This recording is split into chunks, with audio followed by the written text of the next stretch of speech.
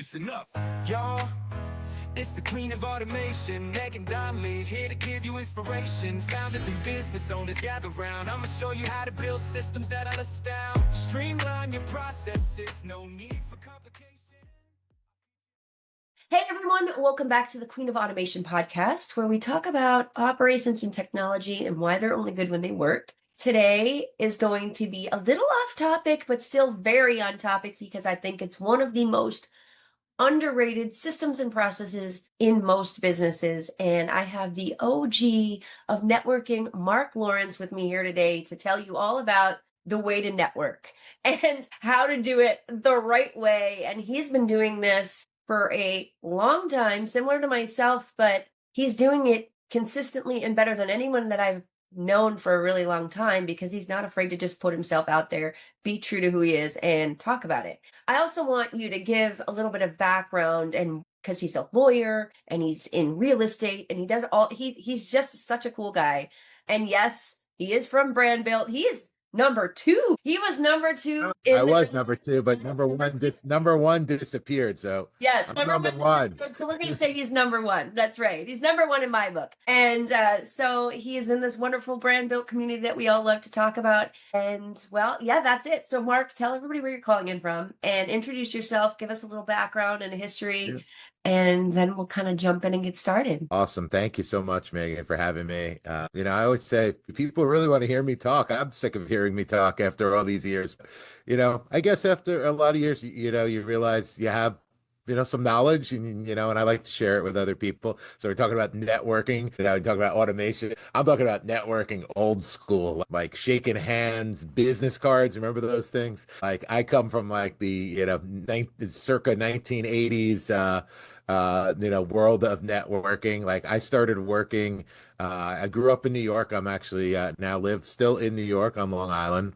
I grew up in New York City, now not Manhattan. I grew up in Queens. It's one of the boroughs of New York City. So it's not the hustle and bustle, but we are part of the New York City community. I spent 4 years in the Midwest, mentioning that because I know Meghan's, a good Midwestern girl, kind of. Well, not really originally, but now. Yeah, not originally, but 20 years now. Yeah, so I went to the University of Michigan, and then I came back to New York and went to New York Law School. Practiced law actually as a litigator for about 7 years. I'm probably the worst person to be a litigator because, you think of tough, people making speeches in court. And, if you watched LA Law back in the day, I guess, now there's, Suits. Yeah, Suits. Exactly. I did watch Suits and that was great. Favorite show, by the way. And that was an awesome show. I haven't watched the second reiteration, but Suits is awesome. But I probably went into law because Fred, I thought that was going to be like my life, like Suits. I was going to be can't even think of the main character's name. Harvey. Yeah. Harvey Specter, right? But it turned out I'm no Harvey Specter. I'm Marc Lawrence, and I'm a lover, not a fighter. So, and I realized that pretty early on. And litigation was a terrible spot for me, and I probably would have been pretty bored if I was like a corporate or real estate transactional attorney. What I liked was talking to people and getting out. I was pretty good at, bringing in some business. I just hated the business I had to do and certainly hated, advocating and fighting and arguing and posturing. Not my world. So I gravitated actually and decided to sell real estate and worked at the Corcoran Group, worked with Barbara Corcoran actually for a few years. And she rubbed off a lot on me. I'd still say to this day, she's the best people person I've ever met. So she's definitely one of my mentors, one of my models.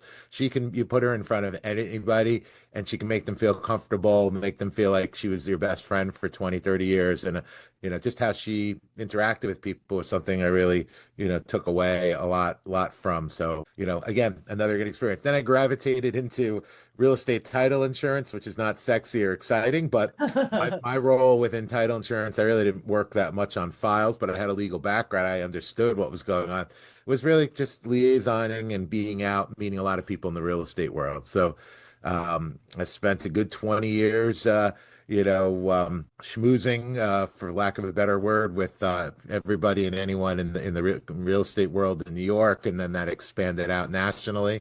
We built the company actually from 15 people when I joined with my team in New York, to 150 people, where we sold actually a part of the company in March of 21 when the interest rates were low. Then interest rates shot up to 7%. Business slowed down a lot, and I was bored, and I wasn't ready to be retired. Nor, although I made some money on the sale, wasn't ready to be sitting around Right. fishing and playing golf. Floating I in your still like, pool. yeah, yeah, still like the action. So then I got involved actually I invested with a private equity firm. I ended up coming aboard, helping them raise money, coordinating some of their real estate transactions, and now taking over a division that's actually going public, hopefully before the end of the year. And we develop primarily land in the Carolinas. We're one of the largest developers in the Carolinas. So now I spend some of my time down there in South Carolina in the Greenville area, which is awesome. And then in my spare time, I'm a part of BrandBilt, as Meghan said, one of the early members. But I learn, I think one of the great things, in addition to meeting people, listening, which is a really important skill, and is continuing to learn. I'm 56 years old, and I feel like I know a lot, but there's so much more to learn, and I enjoy talking to different people and hearing what they do, and really kind of getting broadening my knowledge base. And now it's been more in the financial world, which I said, oh, I wish I knew a lot more about financially investing and stuff like that when I was younger. Like everything else in life, oh, if I would have known what I know now. Right, exactly. That's kind of me in my story in a nutshell. But I use LinkedIn a lot, and that was something in the BrandBilt community. I really have pulled a lot of knowledge and information, and just learning from other people. And Nat Berman and Darren, who I met in another networking organization during COVID, and we really befriended and got to know each other. I respected obviously things he accomplished in business, and they put together a great community with people that I've taken so many things away from. And I got not that I got out of my shell. I was always out of the shell pretty much, but I started, putting content up on LinkedIn, connecting to people. Now I have a little LinkedIn world of people that I continue to meet new people in, have, take it from LinkedIn, to IRL, if, I'm going to use lingo, in real life, connections with those people, be it on video conferencing. I love meeting people in person still. And a lot of the questions that I ask, one of the things, I like to joke about is those people, that connect to you on a social media platform and immediately try to sell you something. And, actually I have some strategies I play around with. Someone tries to sell me, I actually usually write back to them, listen, I have a coaching course and it's $5,000. Are you interested in that? Immediately, then they don't want to talk to me. Right. So, I prefer, exactly, like if people, what do you do? Ask me questions, want to know about me, get to know me. I like to do business with people, with real people, with people, who I know, like I know you've got 3, 4 kids, a lot of kids, A lot of kids. a lot of boys. I know right, you live in Wisconsin. Like those are the things like I want to know who I'm talking to, and that was kind of, I think, some of our first conversations. And, then it grew into, professionally your path, and, how you've really, utilized, automation, obviously, now, digital magic and CRM, and, which is really, something that I have not utilized a lot in my life. Probably everyone's been yelling at me for years, hey, listen, so many people, get this on a system. I have an amazing memory, and but that only goes so far. That's Some a people. segue, though. That is a perfect segue, because this is why you're here today. Because when I say the OG of networking, man, like he's so good but he did it in a systematic way that made sense. So Mark is coming on to DMC, and he's finally going to digitize himself, and we're going to digitize all of his contacts and all of his processes and even his business cards, where I'm going to show him how to use a QR code so he can put his business cards right into his system instead of having to carry like the physical cards around and like from his phone. So like we're going to be doing some really game-changing stuff that's just going to make him even faster and stronger. But what I will say is, and you have all heard me rant about spreadsheets. If you're going to use a spreadsheet, talk to Mark and let him show you what his spreadsheet looks like, because he did it the right way. He did it in a systematic way where he had he had all of the information that he needed to collect from people that he wanted to collect, and he used tags. And he actually tagged the information, like from the events that he went to, from the, or from the organizations, the groups that they were in. So he didn't just create a spreadsheet and dump a bunch of shit on it. He created a spreadsheet and actually organized it in a way where you can put filters on things, and he can filter by groups. So he did it in a really smart way. And this is just an Excel spreadsheet, right? So when he decided to take the leap, and this is very new, and we'll keep you posted about what's going on with him. We'll probably talk about it on LinkedIn.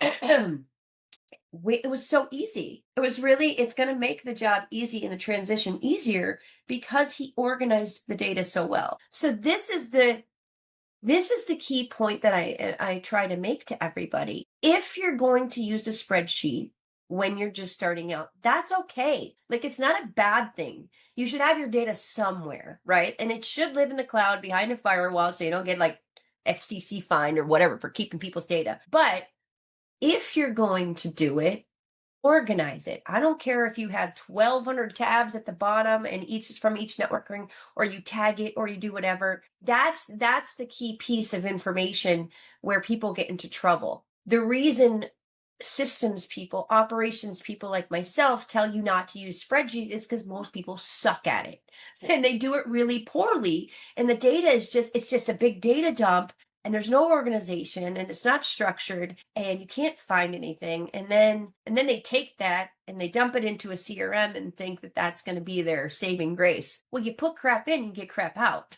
You can't take a crappy spreadsheet that's not organized and dump it into a CRM and it's magically going to be fixed. Well, I think everybody did that so well when you gave me your spreadsheet, because when you said you had tags, I'm like, okay, this is either going to go really good or really bad.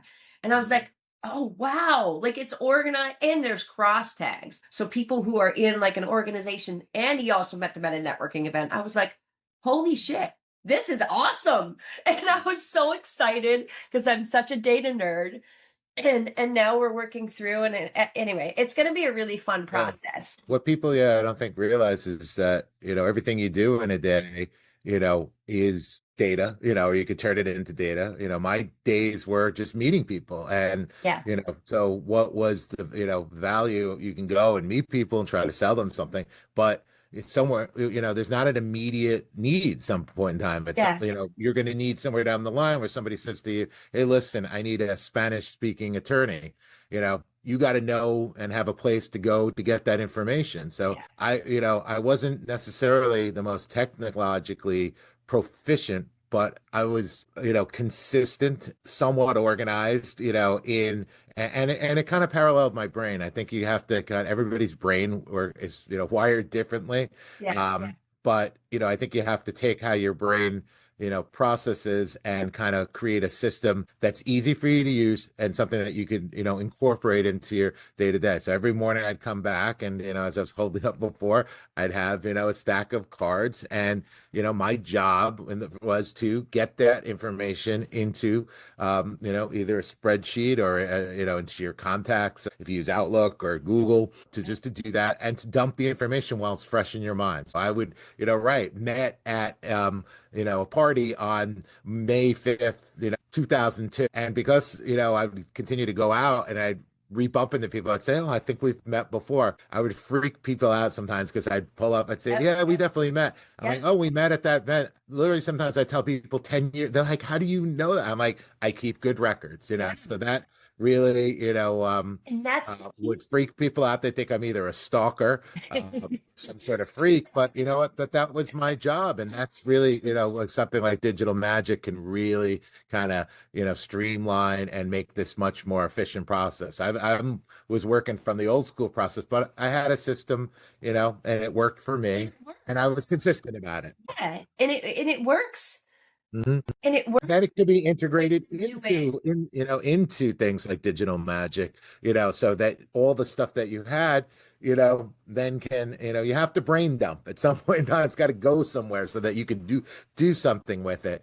And Well, the power of your list, what's going to happen is the power of your list. So the one thing, and we will talk about it, and the one thing, and you're an open book and you're so good about talking about the one thing is Mark has this awesome list and it's segmented and it's organized really well. And so we're going to take that, we're going to use those tags and we're going to segment those lists into lists of people that he can then ding ding market to. Right. So one of those things, or even like reach out, like he can start a newsletter, he can start like doing like actual conversations digitally that he was doing in person before. And it's not that he's going to stop these conversations, but now he's going to have the power of a tool that if he wants to email only like 5,000 people on his list or this, like he's going to have the I could tool. pull out, right? I could segment that list. Like I have a tag for BrandBilt, anybody I met in BrandBilt. But then I also have a tag, if you're in real estate, then I can categorize you as a real estate person in BrandBilt. So then you're going to show up if I want to send a message out to people that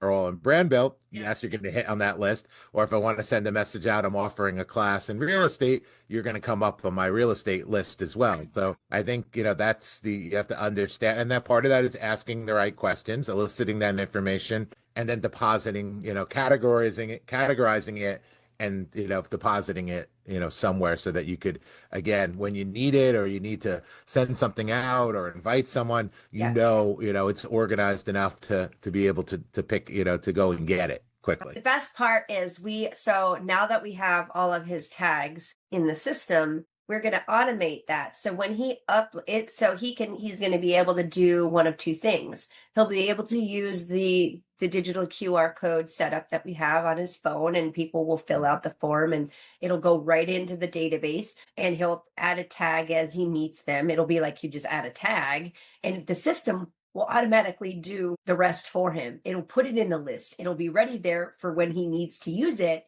So he gets to go do and be the OG of networking and just talk to people and have conversations. And the system behind the scenes is literally going to do all the other work for him, which is the most amazing part. It's going to automate putting them into the segments. It's even going to automate, like if he wants to, like sending a follow-up email. I mean, so there's all these things that he's going to, it's basically going to take the power of his networking, because he's so good at it, amplify it times 50, which is what we also talk about, right? If you don't have a system and process in place, or even a strategy of how you want to do these things, including networking, and then you throw it into a system like a CRM and you turn it on and you do all these things, all it's going to do is amplify your mess. So that's why it's so cool meeting someone like yourself who's been doing this, the old school way, but doing it right, so that when you do now it's going to amplify and strengthen what you already have. Because you've taken years to build this up. Would you agree, Meghan, with the statement, that if you systemize whatever you're doing, it's much easier to automate it at some point in time. 100%. Amplify what you're doing from it. Yes, so that's really appealed to me. And really, like I had a talk with Nat and Darren, and they know.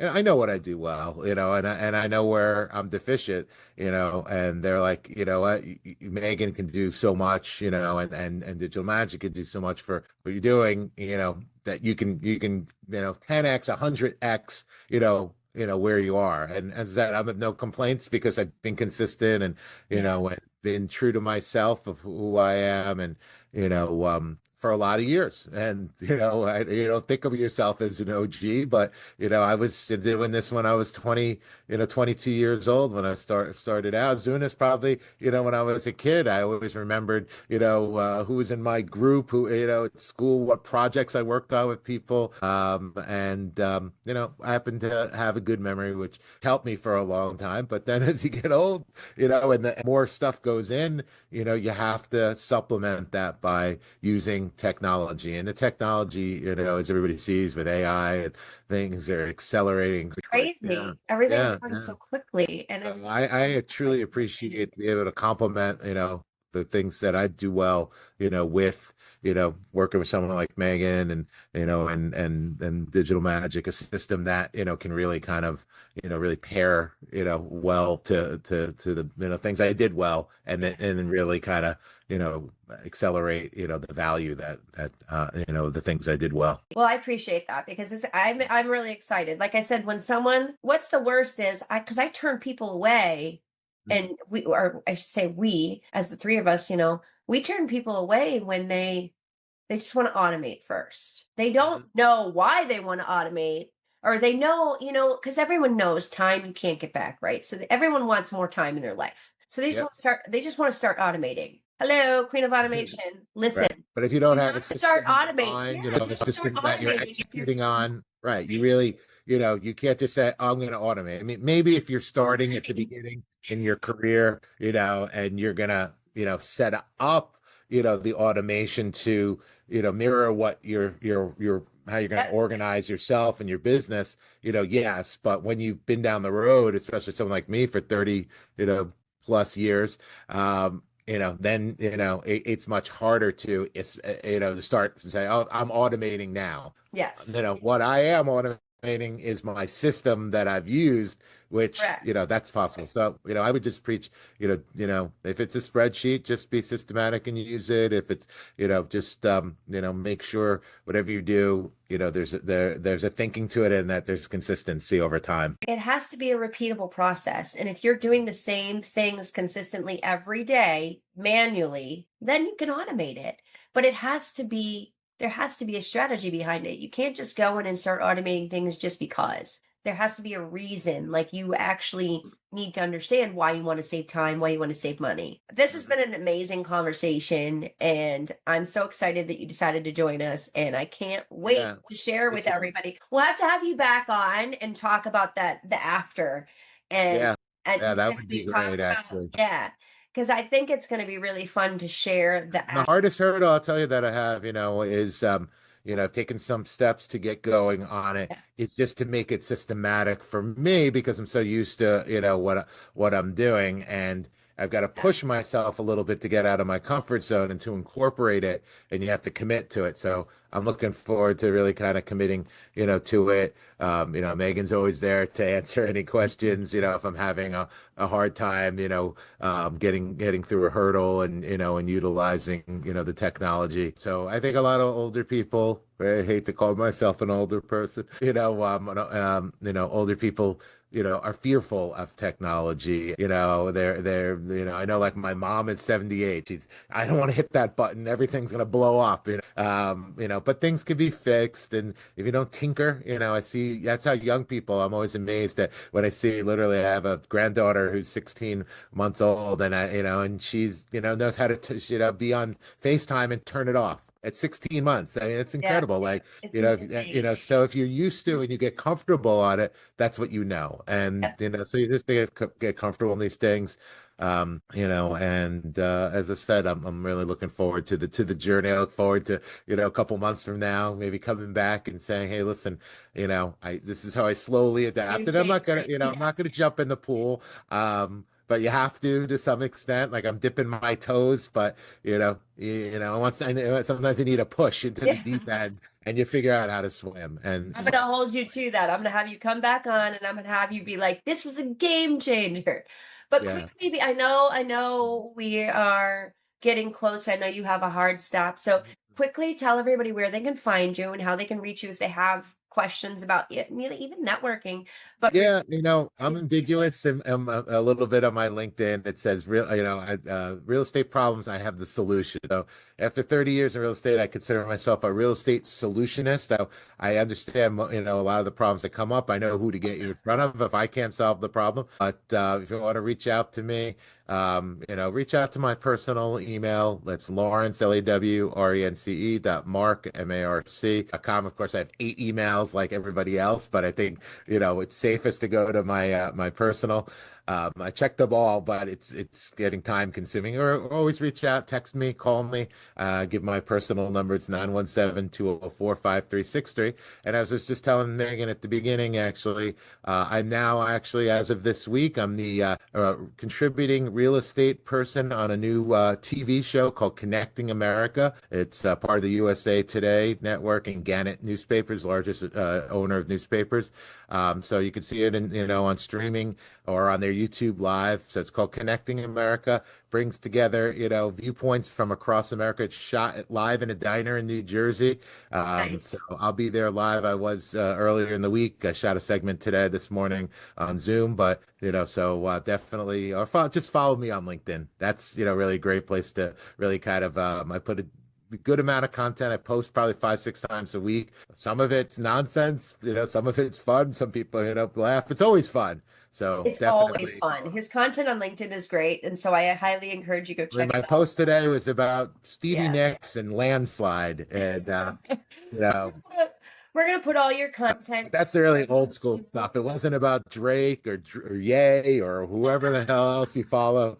But this was great, and thank you, Megan, for having me. And reach out. Let's connect. Yes, you're so welcome. We'll put all of his information in the show notes too, with links, so you can just one-click link over. And that's a wrap, everybody. So thank you, Mark. And everybody, remember, technology operations systems, they're only good when they work. We try to help you make them work, and we will see you next week. Bye. Thanks.